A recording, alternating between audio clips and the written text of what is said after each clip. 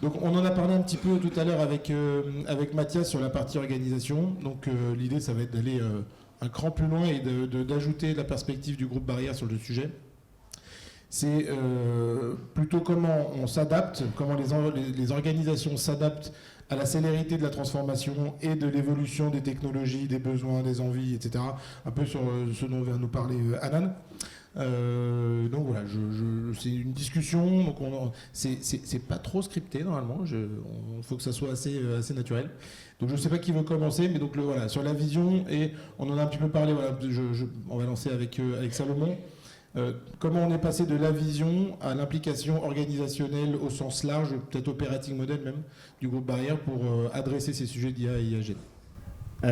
Alors du coup la vision elle était, il a fallu la construire parce qu'au départ, donc tu l'as rappelé je crois tout à l'heure, mais on a commencé nous en janvier là, de cette année, en janvier 2025. On avait commencé à y réfléchir en 2024 pour faire émerger des cas d'usage avec les différentes directions métiers. On avait un sponsorship COMEX avec aussi le soutien de nos propriétaires pour engager les investissements sur le sujet. Et donc au départ, quand on a commencé, on s'est dit bon, on va juste permettre de donner accès à cette technologie, puisque cette technologie a été bloquée par notre direction informatique, bloquée par notre responsable sécurité, donc un peu un classique qu'on a dans toutes les entreprises. Et donc on s'est dit bon, on va faire une roadmap et on va la structurer. Et très vite, on s'est aperçu que ça marchait pas, parce qu'entre le moment où on avait réfléchi aux cas d'usage et où on les avait listés, et le temps de commencer à les cadrer, de commencer même à les déployer, trop tard. On a Google qui a annoncé tiens, non, on va mettre gratuitement Gemini dans Workspace, ça va vous faire toute votre recherche Drive, votre recherche mail, ça va vous générer vos requêtes sur BigQuery, donc il n'y a pas de souci. Donc on s'est dit bon mince, on est en train de déployer un Barrière GPT, c'est quoi vraiment l'intérêt de faire ça? Donc on se rend très vite compte qu'on doit changer complètement de paradigme, de dire on arrête de travailler en mode un peu classique avec une roadmap, des cas d'usage. On a mis en place nous une task force IA, et on s'est dit c'est cette task force IA qui va être composée de profils complètement hétérogènes, qui va venir explorer, nous permettre de faire une exploration constante, nous permettre de maximiser les efforts, parce qu'on va tous travailler ensemble plutôt que de chacun dans son coin commencer à initier en fait des tests, des démarches. Là on va le faire ensemble, donc on va apprendre ensemble. Du coup ça va aussi monter en expertise une équipe. Et derrière, évidemment, ça va nous permettre de jamais se priver, en fait, de dire ok, on ne passe jamais à côté d'une opportunité, on regarde, si ça nous plaît et qu'on peut l'implémenter facilement, ou que c'est un produit ou une feature qui sort dans un produit qu'on utilise type Figma, Jira, on l'utilise. Et si maintenant il faut vraiment faire un projet, il faut décrocher un CAPEX dédié, on va en parler en comité stratégique et puis on va essayer de décider. Donc vraiment d'avoir une organisation qui nous permette complètement de nous adapter sans avoir une feuille de route tracée et écrite. Alors, avant de te donner la parole, en fait, je voudrais rebondir sur le terme qu'on t'a employé tout à l'heure, qui était l'étoile polaire. Donc là, on imagine tous bien un cadre. On a, je ne sais pas si c'est une roadmap, mais en tout cas, on sait où on va. Versus une approche qui est plus exploratoire. C'est intéressant, la question que beaucoup de mes clients me posent, c'est comment je priorise. Parce que quand on a une étoile du Nord, on a priorisé, on peut dire une fois, mais il faut parfois reprioriser. Quand on est exploratoire, il faut savoir quand même faire le choix d'aller dans une direction. Peut-être sur le thème de la priorisation, comment vous adressez ça?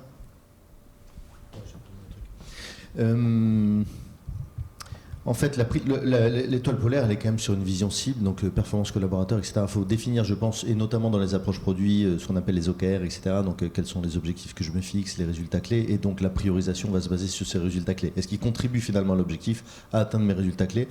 Et donc, ça permet, sur l'aspect priorisation, nous, on l'adresse comme ça. Je rebondis, on a une approche assez similaire.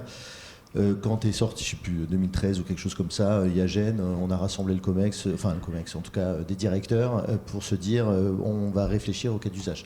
On a sorti des cas d'usage. On s'est rendu compte déjà que les cas d'usage étaient assez peu IAGEN, beaucoup IA et majoritairement BI, quand on a fait réfléchir. Donc en fait, alors que les collaborateurs, eux, déjà utilisaient déjà les IAGN et avaient déjà identifié tout un tas de use cases pour leur quotidien, etc. Donc en fait, même changement de braquet. En fait, surtout ce qu'on a mis en place, déjà, on n'a pas bloqué les outils d'IAGN à l'intérieur de l'entreprise. On a défini des règles d'usage, mais on n'a pas bloqué. Deuxièmement, on a monté une task force principalement défensive sur la partie au sens cyber, juridique, éthique, qui apprend aussi avec tout ça et en avançant avec les collaborateurs pour s'assurer qu'on avance dans un cadre maîtrisé et donc surtout pas bloquer et laisser les collaborateurs avancer. Assez rapidement, de toute façon, il y a tout un tas de POC qui sont lancés partout dans l'organisation. Les bloquer aurait fait perdre du temps à nous, aux autres, etc. La majorité de ces POC se sont arrêtés en disant bon, ça marche pas si bien que ça, finalement, il faudrait faire des choses un peu plus complexes, un peu plus profondes, ce qui nous a permis derrière de structurer quelque chose et de prioriser prioriser certains cas d'usage clés. Donc voilà, et c'est je pense le sujet clé de se mettre dans une dynamique d'avancée, de faire confiance aux collaborateurs, de définir un cadre, et ensuite la priorisation se fait assez naturellement. Sur la priorisation, non, non. Et du coup, là, on voit bien, c'est un enjeu d'embarquement du métier. Donc, on en a parlé un peu dans les 3 interventions sur la nécessité de former et d'accompagner. Quel rôle vous donnez justement au métier, ou comment vous l'embarquez pour qu'il trouve vraiment sa place et qu'il soit un vrai acteur de la transfo? C'est 70% de l'effort qu'on met globalement sur l'ensemble de ces projets. Sur le déploiement, c'est vraiment 70%, c'est-à-dire que c'est la majorité du travail qu'on fait en ce moment sur le déploiement de nos agents ou des IAGN un peu généralistes qu'on met à la Française Jeux, notamment Copilote pour ne pas les citer. Alors, on a 2 approches. La première qui est de donner du sens, de donner un cadre, d'expliquer des généralités, et tous les travaux de transformation et de baromètre et de maturity assessment qu'on a pu faire par le passé nous ont donné un enseignement, c'est qu'il faut absolument verticaliser par métier. C'est-à-dire que quelqu'un qui travaille à la direction des ressources humaines va pas se projeter si on lui parle de sujets marketing, et inversement. Donc la démarche qu'on a mis en œuvre a été de définir des principes généraux, et ensuite de verticaliser toute l'approche, et donc le déploiement que l'on fait se fait par verticale métier, pour bâtir déjà un discours sur cette verticale, identifier les use cases d'usage sur cette verticale-là, produire les vidéos, les formations, tout le knowledge management pour cette verticale, et le faire verticale par verticale comme ça. Et pour l'instant, ça marche plutôt bien. Avec une coordination du coup cross-verticale. Évidemment, pilotée en centrale, ouais, effectivement. Écoute, à peu près pareil, dans le sens où pour nous, on ne considère pas que l'innovation vienne du digital ou vienne de l'IT. Donc à partir du moment où chaque direction métier a besoin dans son quotidien et dans sa productivité opérationnelle de pouvoir utiliser, de l'IA générative pour faire de l'analyse de contrat, pour faire de la création de contenu ou de la création d'images quand on est un département marketing, on ne peut pas leur dire alors attendez, c'est pas sur la roadmap, ou alors c'est sur la roadmap mais c'est dans 3 mois. Donc on est obligé de leur fournir un cadre qui nous permet en fait de cadrer, de sécuriser les usages avec cette task force qui va venir les accompagner, mais on ne peut pas les brider, on doit leur fournir un cadre qui leur permette de faire de l'exploratoire avec toute la liberté pour pouvoir le faire. Et donc c'est vraiment exactement la même chose que ce que tu disais. Et en plus, la chose que je rajouterais, c'est plus vraiment on va les accompagner aussi dans la partie, si on voit qu'il y a un interfaçage avec le SI, si on voit qu'à terme, il va falloir aller un petit peu plus loin que le cadre exploratoire qu'on a fait. Là, on va les aider à le chiffrer, on va les aider à mesurer un petit peu la valeur ajoutée, on va les accompagner dans la formation, on va les accompagner aussi dans toute la partie, cette fois projet, puisqu'on va se mettre plus en mode projet à ce moment-là. Et surtout, on va suivre avec eux et la formation de leurs collaborateurs et l'adoption. C'est-à-dire qu'on va définir des KPI clés, on va leur permettre de monitorer un peu ce qu'ils auront mis en place ou ce qu'ils voudront tester. Et donc, on va être vraiment dans la capacité à la fois à former les collaborateurs, mais aussi à leur faire adopter en fait cette IA. Donc, on va vraiment les accompagner de bout en bout. Et avant de passer à la partie techno, j'essaie de faire le lien avec la présentation de Hanan. Là, on est à la maille Orga. Est-ce que vous avez déjà vu ou vous êtes déjà en train de créer des nouveaux rôles, sans parler forcément de terminologie du nom du rôle, mais est-ce que vous sentez que vous avez des gens qui font des jobs qu'ils ne faisaient pas avant quand on ne parlait pas d'Iagen ? Non, pas, de notre côté, non. On n'a pas commencé à définir en tout cas les rôles dont tu parlais tout à l'heure. Par contre, on a pour le coup pris un peu les organisations qu'on connaissait, qui sont les organisations un peu agiles que l'on a quand on développe un produit digital. Et c'est plus avec ces organisations-là qu'on travaille en fait nos cas d'usage data et agentis. Et pour le coup, on n'est même pas nous dans l'agentique, on est vraiment dans la mise à disposition d'agents conversationnels. Donc on en est vraiment au début. Et pour tout ce qui va être choix technologique, ça reste quand même dicté aussi par ce qu'on a commencé déjà à construire. Nous, on est sur la plateforme Google Cloud. Donc l'idée, ça n'a pas été de repartir de zéro. On s'est servi en fait de tout ce qu'on avait fait dans notre data platform, de tout ce qui était de tous nos datasets qui étaient déjà ingérés en termes de données des systèmes opérationnels. Et on part vraiment de ça. Par contre, on rajoute les briques qui n'existaient pas avant. On rajoute les briques de base vectorielle. On rajoute les briques de monitoring. Alors, on vient juste compléter la stack qui existait déjà. La partie agentique, pour nous, c'est un peu le sujet de demain. Côté organisation, il y a quelques mouvements. Je dirais que ça a principalement accéléré sur pas mal de sujets. Sur la gouvernance, ça a accéléré. La gouvernance IA, ça fait des années, je pense qu'on est tous en train d'expliquer la gouvernance data, que c'est important, etc., etc. Et on galère. Depuis l'arrivée de ChatGPT, tout ça s'accélère. Donc, on a utilisé ça comme une énergie pour vraiment structurer la gouvernance. Et d'un point de vue organisation, il y a plutôt des moves un peu naturels. Donc déjà, ça a augmenter la partie change, qui était une équipe nous qu'on avait montée assez tôt, mais qui est en train de prendre de l'ampleur avec tous les sujets d'accompagnement au changement dont on parlait juste avant. Donc il y a quelques postes qui émergent et qui grossissent un peu plus vite. Et ensuite, on a eu pas mal de personnes en interne, soit des data ing, soit des data scientists, qui se sont intéressés au sujet, qui se spécialisent sur ces sujets, mais on n'en est pas encore à créer des nouveaux postes en disant bon maintenant tu changes, on a créé voilà. Donc je pense que ça arrivera, mais c'est encore un tout petit peu tôt, en tout cas à notre niveau de maturité. On va passer à merci pour ces éléments. Peut-être la partie techno et la rapidité à laquelle toutes ces évolutions arrivent, les décisions de make or buy, les décisions de laisser un éditeur fournir ses agents versus les faire soi-même. Je sais pas si je me tourne aussi vers Hanan, qui a beaucoup d'avis sur le sujet, d'avis très, très précis sur le sujet, mais ça m'intéresse de savoir comment vous faites vos arbitrages entre le point de Vincent tout à l'heure qui était le blocage en disant non mais je fais rien maintenant parce qu'il paraît qu'ils vont sortir un truc dans 6 mois. Voilà, toutes ces questions autour du choix de la techno et de comment on avance malgré tout et on garde suffisamment de flexibilité. Le point est ouvert, celui qui veut le micro le prend.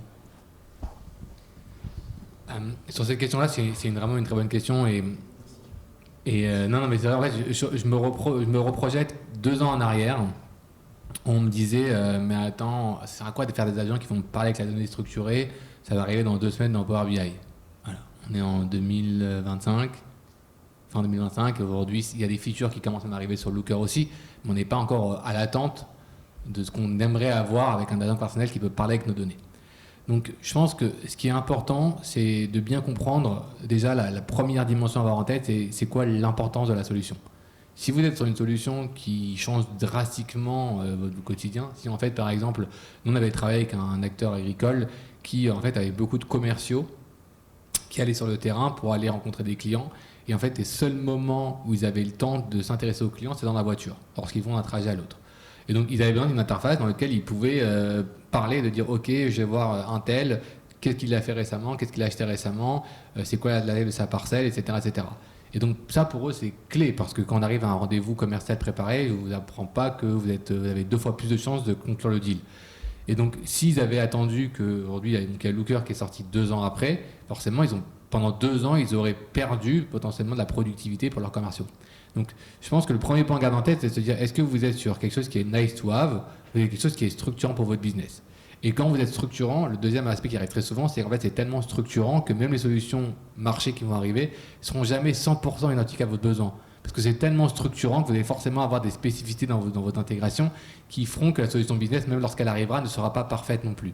Donc c'est là où potentiellement, il faut y aller, je pense, sans réfléchir.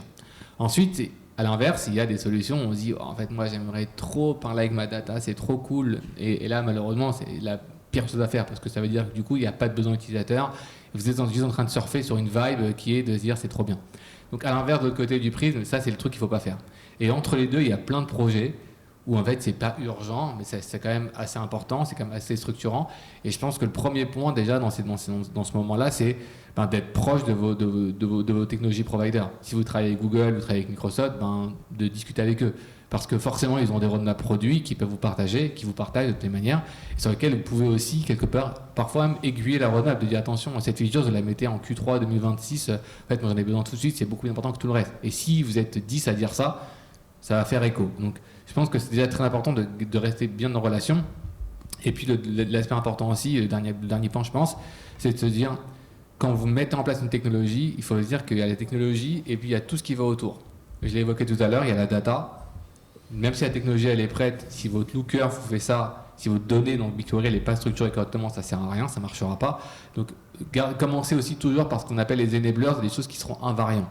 La data c'est invariant, l'évaluation des LLM c'est invariant, l'organisation autour de votre projet c'est invariant, et malheureusement on va commencer par le LLM, là où c'est le truc qui est le plus variant possible, parce que c'est le truc le plus marrant à faire. Et donc toujours quand vous commencez un projet, quand vous avez cette question cornélienne où est-ce qu'il faut y aller ou pas y aller, commencez en fait par y aller sur les invariants. Parce que le temps que vous avancez sur les invariants, potentiellement la situation va devenir plus claire sur les choses qui sont plus obscures et vous pourrez prendre la décision correctement. Donc vraiment, si je dois résumer en 3 temps, il y a évidemment, posez-vous la question de l'importance.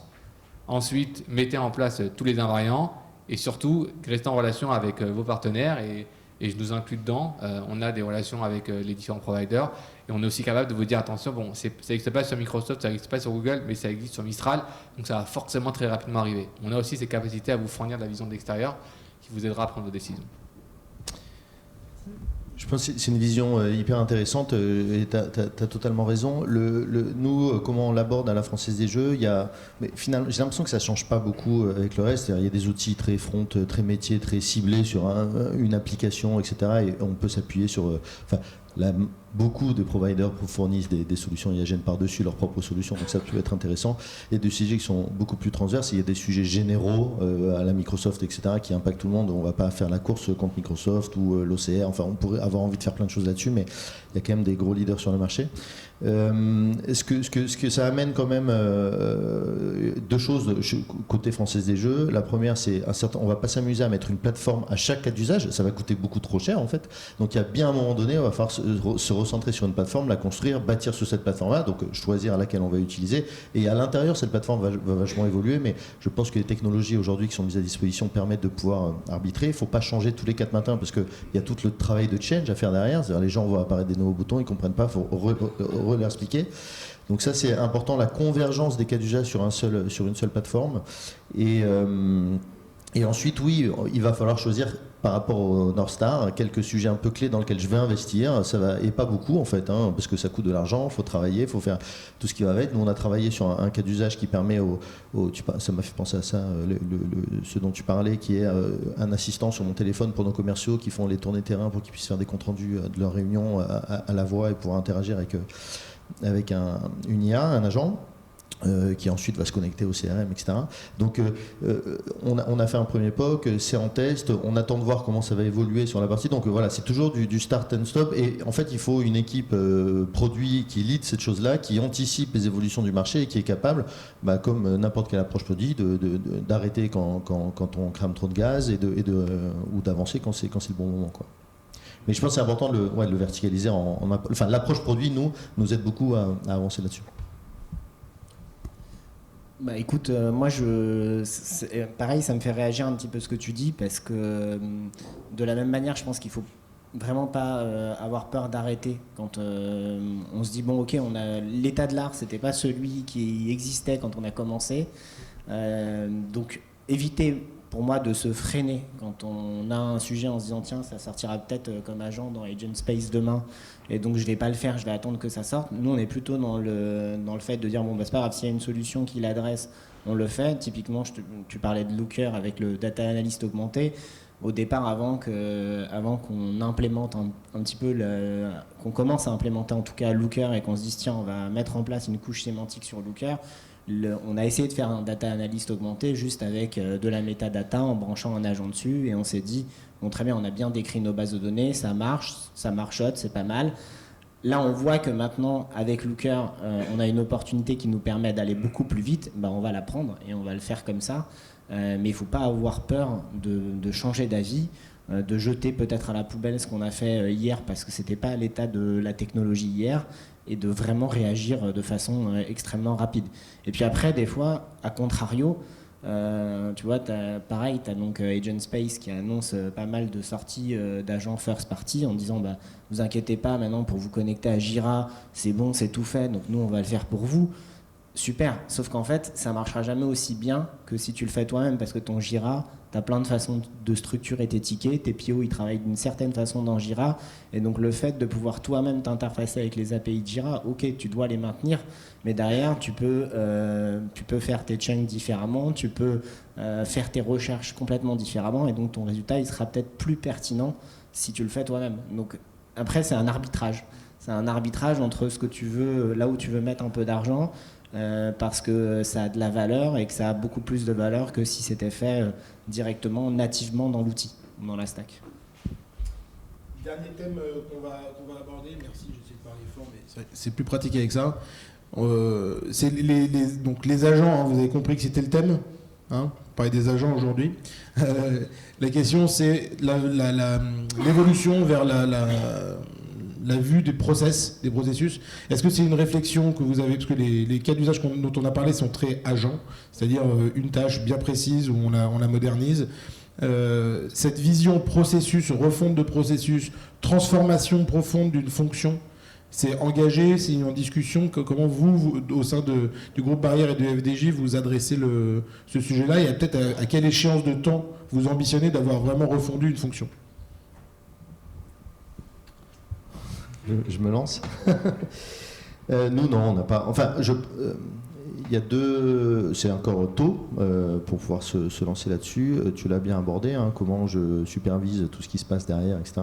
Donc il y a des petites actions qui peuvent sembler assez gérables. Il y a quand même une logique de human in the loop, de laisser un peu ce contrôle humain. Donc oui, quelques agents, mais évidemment, quand on réfléchit, on a des scénarios, on a évidemment brainstormé sur ce qu'on pourrait faire, etc.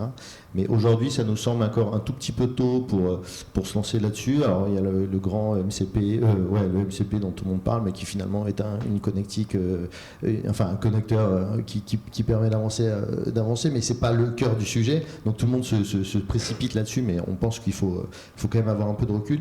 Et donc voilà, donc on est l'évolution. Moi, je pense que ça peut être quelque chose d'assez performant, mais il y a cet enjeu de garder une supervision et un contrôle sur l'ensemble de la chaîne qui est encore clé. On n'a pas encore craqué ce point, nous, en tout cas, on ne s'est pas forgé de conviction là-dessus pour l'instant, quoi. Alors, au sein du groupe Barrière, nous, pareil, on est aussi on a commencé en fait avec des agents conversationnels, donc si on reprend un petit peu le data analyst augmenté, je suis persuadé qu'à terme on arrivera à avoir quelqu'un qui fait la chaîne de bout en bout, qui fera le cleaning de la data, le feature engineering, qui fera peut-être même la vise, et qui derrière te dira bon, ok, je te fais même l'analyse, la business analyse derrière. Donc je suis sûr que ça viendra. Mais déjà, il faut avoir créé tous ces agents, tous ces mini-agents spécialisés avant de pouvoir les orchestrer. Donc, on n'en est pas là. Ça demande quand même pas mal de travail. Et après, je crois que tu en parlais d'ailleurs tout à l'heure, Anan, il y a une autre chose qui est quand même dangereuse. On n'a pas parlé d'hallucination aujourd'hui, mais sur des agents qui vont commencer à faire de l'exécution, c'est-à-dire qui ne vont plus faire de la lecture, mais qui vont commencer à faire de l'écriture. Là, pour le coup, il faut vraiment un très gros monitoring et une très grande supervision. Parce que nous, on avait évoqué le cas, alors chez Barrière, pas dans le gaming, mais plus sur l'hôtellerie, en se disant, bon, le truc qui serait sympa, c'est plutôt que d'avoir un canal WhatsApp dans lequel ton client peut te contacter et te demander des choses, bah là, tu as une IA avec un agent, et puis il peut te faire ta réservation, ta prise de réservation. Donc call center, mais augmenté plus. Donc il écoute le client, il répond à ses questions, et en plus derrière, il va lui faire sa réservation, ses activités, son restaurant et tout. Bon, c'est super. Sauf que si jamais il hallucine et qu'il se plante, là, pour le coup, non seulement le client il va pas être content, il aura peut-être pas sa résa, mais nous, on aura des problèmes de stock, des problèmes de disponibilité. Donc là, un agent, enfin une agentique avec un process complètement orchestré d'agents qui exécutent des tâches, là, il faut un niveau de monitoring et de supervision qui est plus. J'ai du mal à me projeter aujourd'hui, je sais pas si Anan t'as fait le taf, mais évidemment, les contrôles d'hallucination, je peux avoir des agents qui eux-mêmes contrôlent que mon agent a fait ce qu'il faut et qui va informer, etc. Donc on va avoir une galaxie d'agents travailler ensemble. Bon, tout ça, au-delà de l'empreinte carbone, on ne va pas l'aborder aujourd'hui, on pourra faire un sujet là-dessus, mais la question du coût, je pense qu'il va y avoir un trade-off entre je m'appuie sur l'humain pour faire ce travail finalement, puisque c'est efficace et ça marche bien, versus agentiser l'ensemble du processus. Donc voilà, il y a des considérations peut-être à prendre, mais j'ai pas creusé le sujet. Pour les fins observateurs, vous noterez qu'à chaque fois que Sophie vient me glisser un mot à l'oreille, je tends le micro à Anan. Non, c'est des très bons points. Je pense que vous avez dit deux aspects déjà très intéressants. Le premier aspect, c'est cet aspect de supervision. C'est de se dire pour que ça fonctionne et qu'on puisse déléguer, il faut créer un cadre dans lequel ça peut marcher. Donc il faut écrire des règles du jeu. Et il faut bien être conscient de, en fait, quand demain je donne à un agent la possibilité de faire ça, qu'est-ce que ça implique et comment je l'évalue et si ça ne marche pas, c'est quoi la chaîne de commandement pour récupérer tout ça, etc. etc. Donc ça, c'est un aspect très important. Le deuxième aspect, vous l'avez dit, c'est le coût, et même plus que le coût, c'est le ROI du cas d'usage. C'est de se dire, demain, si vous automatisez votre call center avec des agents, mais que l'interaction agent, elle vous coûte 8 €, alors que l'interaction humaine call center, ça vous coûte 4 €, je ne sais pas vraiment si ça sert à quelque chose. Alors il y a peut-être une vitrine technologique à mettre en avant, mais au-delà de ça, peut-être c'est les coûts marketing, après on peut revoir comme ça, mais je pense qu'il faut vraiment se dire aussi, c'est quoi le ROI de mon cas d'usage. Voilà, la recommandation que je donne quand les gens veulent s'intéresser à cette thématique-là, la première chose, c'est déjà regarder en interne, vous avez forcément un projet de refonte de quelque chose. Ça existe déjà, c'est sûr, il y en a un, ça peut être la refonte de votre outil de comptabilité, ça peut être la refonte de votre outil de procurement, ça peut être la refonte de votre outil de campaign manager. Juste assurez-vous que dans la réflexion sur cette refonte-là, on a bien intégré cette logique agentique. Parce que si vous êtes en train d'écrire l'histoire de demain, mais que lorsqu'à demain arrivera, votre projet sera déjà caduque, là c'est un grand risque. Donc je pense que le premier point, c'est de se dire, avant d'essayer de refaire les travaux de votre plomberie, assurez-vous qu'il n'y a aucune fuite. Donc juste regardez vos différents processus, regardez vos différentes refontes et assurez-vous que la réflexion agentique et IA-Gen est bien intégrée dedans. Si ce n'est pas le cas, il faut mettre un stop. Vaut mieux prendre 3 ou 4 mois de retard sur la livraison du projet plutôt que livrer quelque chose qui sera devenu caduque au moment où il sera prêt.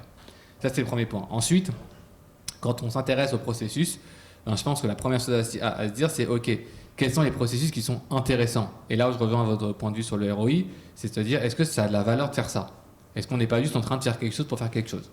Et une fois qu'on a choisi un processus, on l'a décortiqué, on dit en fait là, aujourd'hui, le processus, il nous coûte end-to-end tant, et on aimerait qu'il nous coûte tant, et l'agentique permet d'y arriver. Là, on a déjà un candidat intéressant. Et là, je rejoins le dernier point de Salomon, c'est de se dire, une fois que vous l'avez défini, je l'ai dit tout à l'heure, il y a des choses qu'il faut automatiser, il y a des choses qu'il faut augmenter avec de l'humain, avec des human in the loop, pour, comme vous l'avez dit, pour savoir l'humain doit décider à ce moment-là, et surtout d'être très intelligent sur le moment où on met le human in the loop. Parce que si vous le mettez très en amont, vous n'allez pas forcément faire des grands gains parce que vous intégrez l'humain trop tôt. Si vous le mettez trop tard, vous risquez l'effet boule de neige avec le problème qui est résolu beaucoup trop tard et qui demande à remonter sur la chaîne de valeur. Donc il y a tout un équilibre à trouver. Et une fois qu'on a mis tout ça, c'est le dernier point que j'évoquais tout à l'heure, c'est l'orchestration. C'est quoi la collaboration humain-machine? Quand est-ce que l'humain initie les processus? Quand est-ce que la machine les initie? Dans un WhatsApp, quand est-ce que l'humain prend le relais? Quand est-ce que c'est la machine qui gère toute seule? Quand est-ce que la machine notifie à l'humain s'il te plaît prend le relais? Quand est-ce que l'humain dit attention, tout de suite je vois qu'il y a un problème à faire? Donc il y a vraiment beaucoup de choses à repenser. Il ne faut pas croire que c'est juste mettre des chatbots et les empiler et c'est bon, ça va fonctionner. Forcément, tu l'as dit Salomon, il faut créer les différents agents parce qu'il y a des agents spécialisés. Il faut bien penser à l'orchestration human-machine de tout ça et s'assurer, comme vous l'avez dit aussi, qu'on rentre dans des équations de coûts qui sont intéressantes. Et puis t'en parlais tout à l'heure aussi, c'est que dès que tu vas te remettre à refondre complètement un projet, tu dois te poser toutes ces questions, essayer d'intégrer l'IA, mais du coup aussi te poser des questions sur les personnes qui vont travailler sur ce projet. Est-ce qu'elles sont acculturées, est-ce qu'elles sont capables de le faire, et est-ce qu'elles ont cette aptitude en tout cas. Donc ça pose aussi des questions de qui bosse sur quoi et pourquoi. Merci Sophie, merci Cameron. Merci.